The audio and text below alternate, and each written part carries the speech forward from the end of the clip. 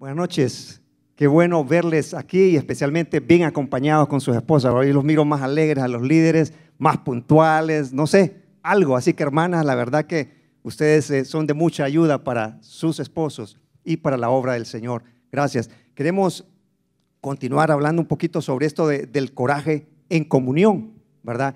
Y cuando hablamos de coraje, uno piensa en esa figura cuando viene aquel soldado en medio de la batalla, se levanta y que tiene que llevar un mensaje y se cruza por el territorio enemigo y que tiene que llevar ese mensaje importante porque va a cambiar la historia de la batalla, ¿verdad? Y se cruza y se llena de valor y que en medio de los tiros se anda esquivándolos y llega, entrega el mensaje y ganaron la batalla, ¿verdad?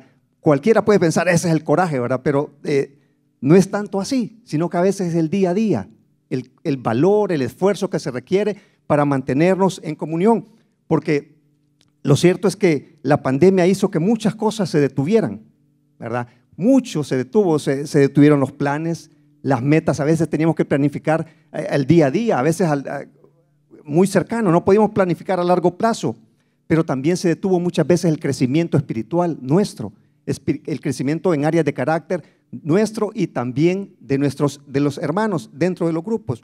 Ahora, la virtualidad pues hizo algo bueno en ese momento, era emergencia, ¿verdad? No teníamos muchas opciones, teníamos que venir y hacer algo y surgió la virtualidad y nos ayudó a poder sobrepasar esas barreras del contagio, del confinamiento, esas barreras del temor y también nos ayudó a mantener la comunicación, el contacto, ¿verdad? Aunque sea ahí por una pantallita que algunos piensan que el montón de pantallitas así que se miraban en el Zoom pareciera que eran aquellas figuras de los mopeds, ¿se acuerdan?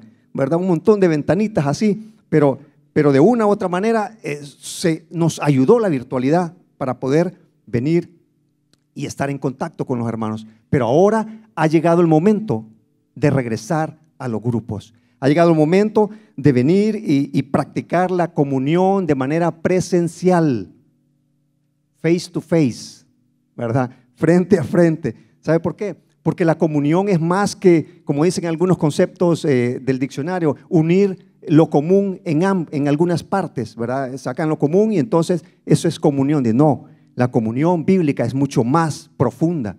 La comunión es lo que une a los cristianos con Cristo. Lo que une a los cristianos unos con otros, nos une con Cristo y nos une con Dios. Es esa amistad basada en el conocimiento de Cristo, esa permanencia, ese tiempo de compartir juntos, el venir y permanecer, estar unidos, estar en una actitud de unidad. De eso se trata la comunión. Por eso es que pensamos que cada hijo de Dios debe esforzarse, debe tener coraje para venir y estar en comunión presencial. ¿Sabe por qué? Porque nada sustituye a la comunión. Nada, ni la virtualidad, ni el distanciamiento, ni las llamadas, ni los mensajes.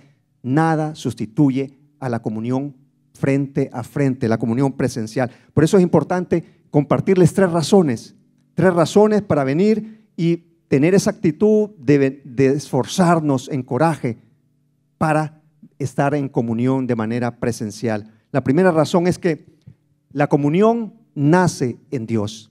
La comunión es el diseño de Dios. Dios mismo está en comunión. Dios Padre, Dios Hijo y Dios Espíritu Santo están unidos de una manera armonizada, en una total unidad, en comunión. Y eso es lo que Dios nos ha delegado, nos ha diseñado a cada uno de los hijos de Dios. Así que la comunión nace en Dios. Por eso en 1 Corintios 2:12 leemos este pasaje hablando del cuerpo humano. El cuerpo humano tiene muchas partes, pero las muchas partes forman un cuerpo entero, ¿verdad? Y esto es interesante porque Dios utiliza la figura del cuerpo humano para ejemplificar el cuerpo de Cristo. Eso sucede lo mismo. Ahora, el secreto de la membresía, de la unidad, de la identidad, de la armonía, de la comunión en el cuerpo humano, está en el núcleo, dentro de cada célula. Cada célula tiene un registro, tiene un código genético llamado ADN, que le da como el password, la membresía, y le dice: tú perteneces a este cuerpo. De tal manera que cada célula sabe e identifica dentro del cuerpo, porque tiene una función específica, ¿verdad? Pertenecer a este cuerpo. Ese es el ADN que Dios ha diseñado en cada uno de nuestros cuerpos. Pero igual, espiritualmente, también Dios ha diseñado su ADN espiritual y nos ha dado su Espíritu Santo en nosotros, su sello. Un sello que dice que somos, primero, pertenencia de Dios, pero que somos miembros de su cuerpo, que le pertenecemos, que estamos unidos a Él y por ende unidos a todas las células, a todos los miembros que tenemos su Espíritu Santo, su cuerpo. Y eso nos hace diferentes. Eso nos pone totalmente en un contexto aparte. No podemos estar en unidad con cualquier grupo social. Me refiero en comunión con la intensidad con que Dios dice. No podemos tener, ¿por qué la comunión, como dice otro verso? ¿Qué comunión tiene la luz con las tinieblas? Sencillamente, nuestro ADN espiritual no está en todas las personas. Así que no podemos pertenecer con esa misma unidad y comunión con cualquier grupo. Eso nos diferencia. Grupo social, grupo deportivo, grupo religioso. No. Porque Cristo nos ha infundido una vida espiritual tan real como la vida natural en nuestro cuerpo. Por eso es que como miembros del cuerpo de Cristo podemos tener comunión. Ese es el diseño de Dios. Y continuando el 1 Corintios 12, 25. Esto hace que haya armonía entre los miembros a fin de que los miembros se preocupen los unos por los otros. De eso se trata la armonía, ese equilibrio. El equilibrio de las proporciones entre las distintas partes del cuerpo, ¿verdad? Hay un equilibrio entre cada una de las partes de tal manera que interactúan como el diseño de Dios para venir y proveer bienestar, para cuidar, para venir y estar en una armonía total. Por eso es que dentro del grupo, dentro de la iglesia, dentro del cuerpo de Cristo, dentro del grupo de crecimiento, se necesita esa armonía, ¿verdad? Esa armonía, que existan buenas relaciones y actitudes entre los hermanos, de tal manera que no podemos pensar bueno, imaginemos esto en el cuerpo de Cristo, ¿verdad? Perdón, en el cuerpo humano, que venga su mano, ¿verdad? Y empiece a golpear a la otra mano, o a venir y estar con la otra mano y que de repente la otra mano también empiecen ahí como no es posible. No existe eso, ¿verdad? Que el mismo cuerpo se dañe a sí mismo. No es normal. Si algo sucede así es que es anormal. Pero entonces, igual lo que Dios desea, que exista ese tipo de buenas actitudes entre los hermanos. Porque las células tienen esa actitud dentro del cuerpo, cuidarse, venir y hacer lo que hacen en función del beneficio mutuo. Por eso, en 1 Corintios 12, 26, seguimos leyendo. Si uno de los miembros sufre, los demás comparten su sufrimiento. Si uno de ellos recibe honor, los demás se alegran con él. De eso se trata la comunión, compartir las necesidades, consolar en el momento de dolor, estar ahí presente en el momento que hay sufrimiento, ¿verdad? El cuerpo está ahí para apoyarse, para venir y consolar en esos momentos de tristeza, llorar. Cuando hay momentos en que las personas, los hermanos del grupo, los miembros del cuerpo están llorando, pero también reír y celebrar. Y cuando hay éxito en alguien y viene un logro alcanzado, entonces viene y se celebra y se ríe. Y esa es la comunión. Esa es la comunión, ¿verdad? Sucede cuando nos reunimos ocasionalmente con los pastores, tenemos esos momentos de venir y compartir y estar ahí presencial, ¿verdad? Tenemos una actitud de disfrutar ese tiempo. Hay enseñanzas, hay pláticas, hay risas, hay comida y hay comida, perdón, y hay comida, no, ¿verdad? No solo eso, hay muchos momentos importantes, ahí compartimos, ¿verdad? Y ahí hay mucha alegría, pero en nuestro cuerpo sucede igual, ¿verdad? Nuestro cuerpo tiene una peculiaridad. Hay una cantidad de células en nuestro cuerpo que con una variedad impresionante, y células individuales que de una u otra manera tienen diferentes especialidades, cada una de ellas, ¿verdad? pero todas con unas funciones específicas de venir y provocar el bien, el bienestar del cuerpo. Para un ejemplo, ¿verdad? Hay unos glóbulos blancos en nuestro cuerpo, una célula llamada glóbulos blancos, que estas células tienen un diseño especial, perciben el peligro, ¿verdad? Y andan dentro del cuerpo buscando y tratando de identificar la bacteria o aquello que quiere provocar infección. Y lo que sucede es que vienen y cambian su forma y empiezan a rodear a esta bacteria, ¿verdad? Se dirigen para defender al cuerpo, la rodean, la recubren y absorben la bacteria, ¿verdad? De tal manera que eso se llama en términos médicos, lo leo, fagocitosis, ¿verdad? Y es el proceso por el cual un fagocito, o sea, un glóbulo blanco, que se llama así, rodea y destruye sustancias extrañas como bacterias y elimina las células muertas. Es su manera de proteger al cuerpo a tal punto que se entregan, mueren, entregan su vida o su existencia en ese momento para proteger al cuerpo. Esa es la actitud dentro del cuerpo, y eso es lo que Dios pide y dice en algún momento cuando nos dice que tenemos comunión con los hermanos, que exista una actitud de cuidar a los hermanos. De eso se trata, el cuidado que Dios quiere que tengamos. Así es que cuando hablamos de la comunión, pensamos que es el diseño de Dios, que Dios lo diseñó para cada uno dentro del cuerpo de Cristo. Pero también Jesús, la segunda razón, Jesús nos da el ejemplo de comunión. Qué interesante, ¿sabe usted que los últimos días, los últimos meses de Jesús en la tierra, Él decidió invertirlo con sus discípulos? Los últimos meses en esta tierra había tanta presión, gente quería que lo sanara, gente quería que estuviera con ellos, pero Él decidió, no, yo decido estar con mi grupo de crecimiento, si le podemos llamar así. Escogió a 12 discípulos y pasó con ellos la mayor parte del tiempo. Comían juntos, viajaban juntos, reían, disfrutaban, en algún momento iban de pesca juntos, comían frente a la playa, en otros momentos hacían caminatas largas, iban a Jerusalén, iban al lago, de regreso a Galilea, y estaban de una u otra manera en una interacción total, en una comunión fuerte, ¿verdad? Ahí había de todo. Podían ver a Jesús cuando había esos momentos de que Jesús se apartaba a orar, pero también oraban juntos.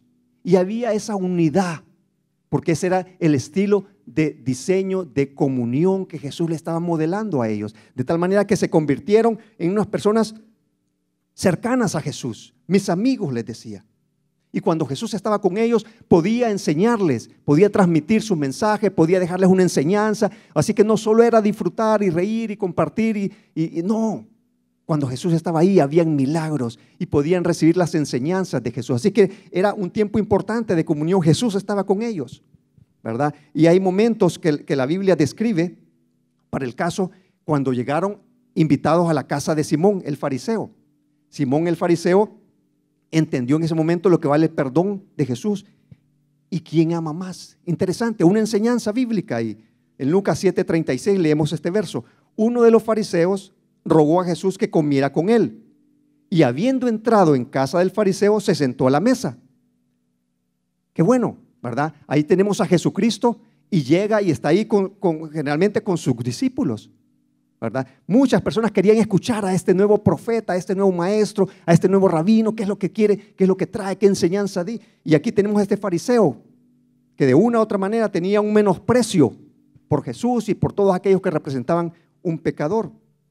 Pero Jesús va con su grupo, era como un grupo de crecimiento itinerante, le llamo yo. Era un grupo de crecimiento a domicilio. Hoy está de moda la entrega a domicilio, ¿verdad? Todo el mundo entrega cosas a domicilio. Pues Jesús con su grupo de crecimiento dice, vamos para allá, ¿verdad? O vamos para acá. Y ahí estaba. En ese momento Jesús estaba sentado a la mesa y una mujer entró. Una mujer entró, lloró sobre los pies de Jesús, secó con su cabello los pies, besó los pies de Jesús y derramó perfume sobre sus pies.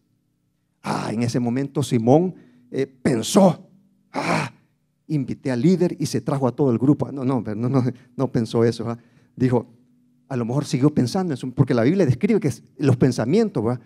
¿Quién dejó la puerta abierta? Se metió el agua, Cuando mira a esta mujer que llegó ahí, ¿verdad? Que se escandalizó. Si supiera quién es esta mujer, se escandalizó, ¿verdad? Se puso en una actitud, dice, seguramente no es profeta. Si supiera quién es esta mujer y lo que lo está tocando, y hasta las pulgas le va a pasar. No, no dijo eso, ¿verdad? Pero seguramente no es profeta. No es profeta, no puede ser profeta venir y dejarse tocar por esta mujer.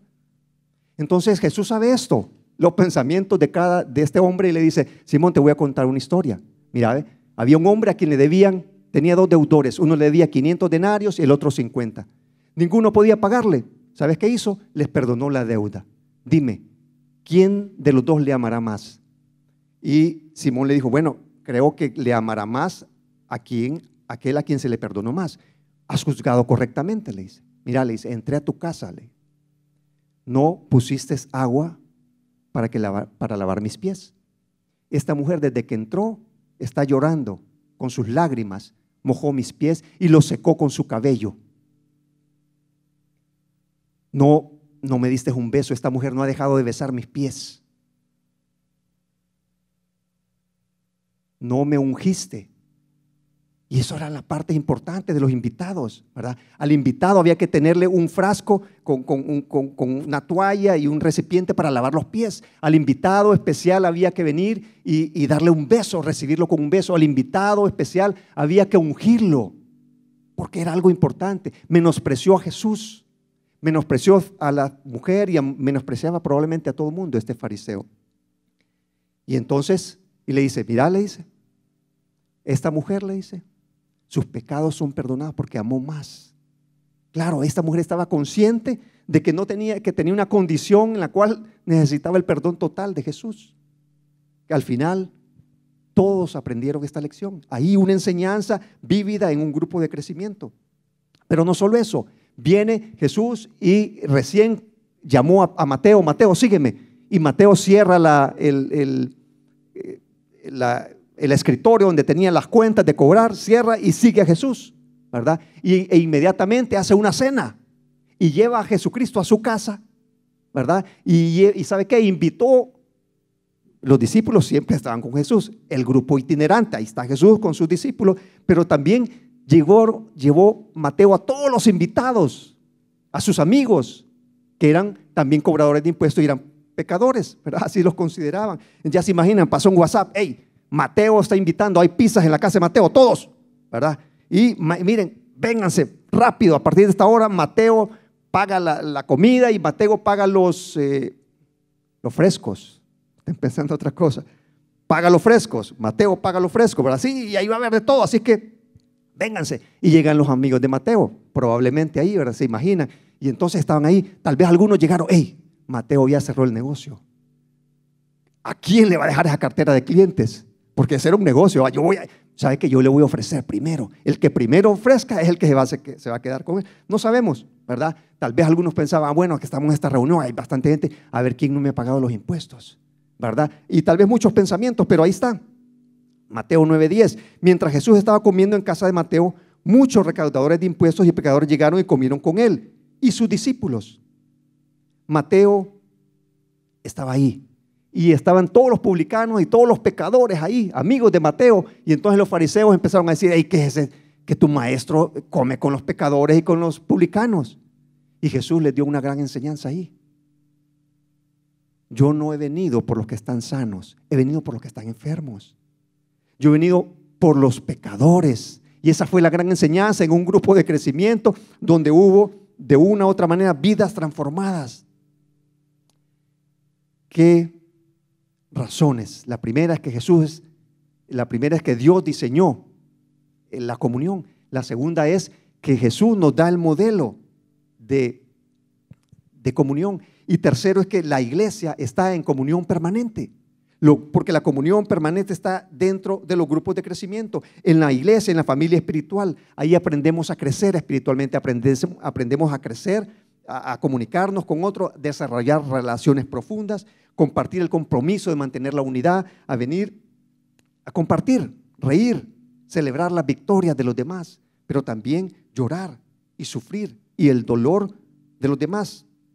Pero también en el grupo estamos dispuestos a soportar el agravio. Cuando alguien recibe heridas y nos volvemos vulnerables. Pero ahí está la comunión en la iglesia. Tenemos comunión unos con otros porque compartimos el mismo Señor Jesús. Compartimos el amor por Dios. Compartimos el deseo de servirle, la misma visión, los mismos principios, los mismos valores. Tenemos las mismas batallas, las mismas victorias y también el mismo deseo de adorar al Señor. Por eso en Hechos 2:42 nos lo reafirma. Se mantenían firmes en la enseñanza de los apóstoles, en la comunión, en el partimiento del pan y en la oración. La comunión entre los hermanos se fortalece al compartir las oraciones, las enseñanzas, el tiempo juntos, al compartir los alimentos, al estar ahí. Pero, ¿sabe qué? Siempre van a existir barreras, obstáculos para la comunión. Porque hay un enemigo que no quiere que haya comunión entre los hermanos. Y el enemigo empezó en el Génesis, ¿verdad? Vino y quiso destruir la comunión entre Adán y Dios. Luego la comunión entre Caín y Abel y así. Y nos quiso destruir todo. Pero de eso se trata. Que hay un enemigo. Y ese enemigo pone obstáculos para impedir el desarrollo de la comunión entre los hermanos en la iglesia. Pone en primer lugar el temor, como nos compartía el pastor Francisco. Temor. Y el temor pone lazo. Si es que se tiene miedo al contagio, ¿verdad? Pero qué casualidad que pone un temor selectivo, ¿verdad? ¿Sabe por qué? Porque no se tiene el mismo temor cuando va al trabajo. No se tiene el mismo temor cuando va a los moles, como dicen, ¿verdad? Cuando se va de compras, cuando se va a disfrutar a las comidas, a las salidas y compartir las celebraciones, cuando se va a la playa, cuando se va de viaje. O sea, es un temor selectivo. Ahí no hay temor. El único temor es para ir a la iglesia y para ir al grupo de crecimiento. ¿De dónde creen que venga esto? Hay un enemigo que quiere impedir que haya comunión con los hermanos. Pero también otra de las barreras que pone es la comodidad. Es más cómodo estar en casa, sin salir, no le cae la lluvia, no se requiere una logística mayor. Solo se usa un pequeño espacio en la casa, ¿verdad? Y a veces hasta con luz baja, ¿verdad? No hay que encender la cámara. A veces no, estoy despeinado, pongo una camiseta, de todas maneras no voy a ni hablar. Apaga la cámara y ahí está, ¿verdad? Solo de nombre presente, ¿verdad? Y se gasta menos recursos, menos combustible, no hay tráfico. Excelente, mejor me la tiro virtual, ¿verdad? En línea, a distancia. No se quiere pagar el precio para poder estar en comunión presencial. A veces no se quiere pagar y hay que tener, como decía Francisco, estar paciente con los hermanos que no quieren estar ahí, o a veces nosotros que no queremos estar así. Pero no olvidemos algo, que aunque nosotros no queremos pagar el precio por la comunión presencial, Jesucristo pagó el precio por nosotros para que nosotros estemos en una actitud de comunión con Él y con los hermanos. Pero el enemigo también pone limitaciones. El grupo, no me queda lejos el grupo, no, muy largo, de extremo a extremo me cruzo la ciudad, no, como no llego, ¿verdad? Pues sencillo, usted sabe que hay más de 100 grupos en la iglesia. Pues identifique un grupo donde usted pueda estar cercano y que le quede cerca y que pueda llegar cerca. Otra limitante es que no cabemos en esa casa. Si yo llego a esa casa, le voy a quitar el oxígeno a los hermanos. No quepo, no cabemos, ¿va? Bueno, no caben. Bueno, entonces si no caben, ¿sabe qué? Quizás sea el momento de multiplicar el grupo, pues. Si hay más de 15 personas, entonces multiplique el grupo y haga grupos de 3 a 8 personas y que se reúnan. ¿Sabe por qué? Porque el grupo pequeño facilita la comunión. Otra limitante es que no hay jalones. No hay jalones. Ahí me va a tocar. No hay jalones. Pues hay que modificar el horario, ¿verdad? Hay grupos que se reúnen temprano en lugares específicos y que tienen la oportunidad de movilizarse después. Pero así como hay obstáculos para la comunión, también hay actitudes que Dios dice que podemos tener para fortalecer la comunión, ¿verdad? Y mire lo que dice en Hechos 2:46. Todos los días se reunían en el templo y partían el pan en las casas y comían juntos con alegría y sencillez de corazón. Y esa es la actitud de estar alegres y agradecidos con la casa que abre las puertas para el grupo. Estar agradecidos, no importa cómo sea la casa, donde esté, están abriéndola para el Señor. Estar agradecidos con las personas que estén llegando al grupo. Y no pensar que es un fracaso. No, es que llegan pocos hermanos al grupo. Yo no sé qué pasa ahí, solo llegaron 3.